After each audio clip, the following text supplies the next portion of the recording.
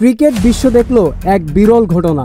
Asia কাপের ফাইনালে ভারত পাকিস্তানের ম্যাচের উত্তাপ ছাপিয়ে গেছে অতীতের সব ইতিহাসকে। একদিকে ভারত মহসিন নাকভির হাত থেকে ট্রফি না নেওয়ার জন্য আন্দোলন করে এবং ট্রফি ছাড়া বিজয় উল্লাস করে,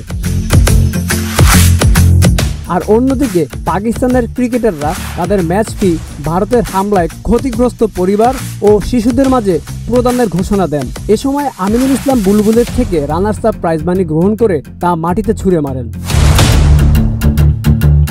ভদ্রলোকের খেলায় ক্রিকেট হলেও ভারতের এই আগ্রাসী মনোভাব ভাবিয়ে তুলেছে ক্রিকেট ভক্ত সমর্থক ও বিশ্লেষকদের। প্রতিনিয়ত তাদের এমন আচরণ ভবিষ্যৎ ক্রিকেটকে একক আধিপত্যের দিকে ধাবিত হয়ে যাওয়ার যে শঙ্কা, তা উড়িয়ে দেওয়া যাচ্ছে না। তাই ক্রিকেট নিয়ন্ত্রক সংস্থার উচিত এমন বিষয়ে আরও কঠোর অবস্থানে আসা।